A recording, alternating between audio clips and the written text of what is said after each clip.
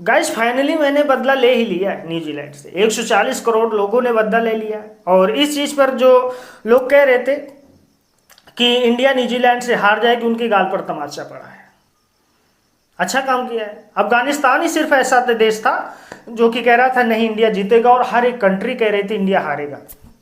पाकिस्तान बहुत ज़्यादा दुखी है क्योंकि इंडिया जीत गया है। और यहाँ पर अलग चीज़ है, सन 2000 में जो है यानी कि इंडिया हारी थी, और वहाँ से लेकर के उस बदले का माना कि बीच में भी हारी थी न्यूजीलैंड से वर्ल्ड कप।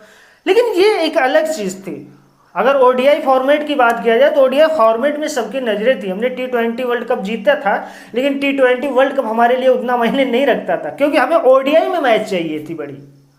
ओडीआई में चैंपियंस ट्रॉफी जीता, और जिस हिसाब से किया है पूरी श्रेय रोहित शर्मा को जाता है। और रोहित शर्मा का पहला तो उन्होंने जो टीम का एक नया अपनी पहले फील्डिंग जो सजाने का काम किया, और जो अपने बॉलर्स को चेंज करने का काम किया, और जिस हिसाब से अपना बैटिंग स्क्वाड बनाया, वो काफी लाजवाब रहा।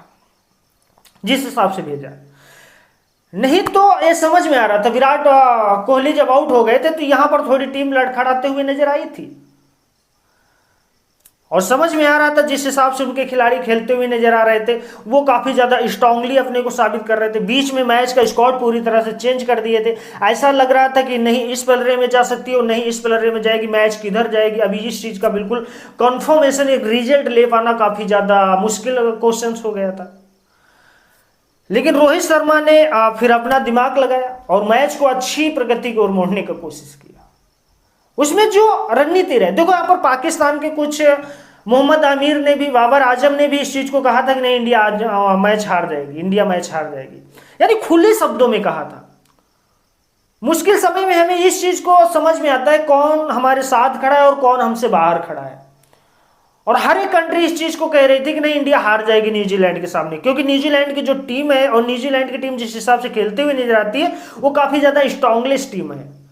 लेकिन शायद वो भूल गए थे इंडियंस की टीम कितनी स्ट्रांग है। वो लोग इस चीज को सोच करके कह रहे थे रोहित शर्मा, विराट कोहली, सुमन के लिए 3 खिलाड़ी फॉर्म में है नहीं, दूसरे जो खिलाड़ी फॉर्म में हैं वो इतना ज्यादा फास्टेस्ट रन नहीं बनाते हुए नजर आते, शायद इसीलिए इनकी ये मोटिवेशनल अलग तरीके से थोड़ा काम कर रहा था। लेकिन हम इस चीज को कंफर्म कर देना चाहेंगे, ये उनका जो सोचना था, ये जो उनकी रणनीति थी, ये काफी ज्यादा एक्सटेबल्स नहीं थी, काफी गलत थी, उनकी सोच गलत थी, उनका अलग अलग कोशिश था। समझ में आया था हमें। न्यूजीलैंड की मैच को हमने जीता है तो यहाँ पर 140 करोड़ की आबादी जो है वो काफी ज्यादा खुश है। समझ में आ रहा है कि ओडीआई हमारे सामने 2025 का चैंपियन ट्रॉफी फाइनल मुकाबला जीते हैं, और 4 साल बाद फिर से चैंपियन ट्रॉफी होगी, और 4 साल बाद जब होगी तो हम फिर से इसका तब तक इस ट्रॉफी को चमक मचाती हुई ट्रॉफी को देख करके एंजॉय करते रहेंगे। ट्रॉफी तो ये निश्चित इंडियंस क्रिकेट खिलाड़ी कर रहे थे कि नहीं ट्रॉफी जो है वो 100 में से 80% इंडियन को ही मिलनी चाहिए, क्योंकि इस चीज़ के काफ़ी अलग ही था यार। शुरू से जो स्ट्रगल्स किया, जिस हिसाब से खेला है अलग था, और पाकिस्तान के गाल पर एक तमाचा भी अलग से देना था। मेजबानी पाकिस्तान कर रहा था और फ्री फॉर्मेट में पाकिस्तान को बाहर कर दिया गया था, तो पाकिस्तान थोड़ा और भी ज़्यादा लड़खड़ाया था। बीच में मोहसिन नकवी, बाबर आजम, कई सारे खिलाड़ियों को स्टेटमेंट आए भी कि नहीं मैं करता हूं कि पाकिस्तान जो कहता है वो कहीं तक होता है, न्यूजीलैंड से इंडिया हार जाएगी, फाइनल मुकाबला इंडिया नहीं जीत पाएगी। सेमीफाइनल तो पहुंच गई कैसे, लेकिन फाइनल मुकाबला नहीं जीत पाएगी।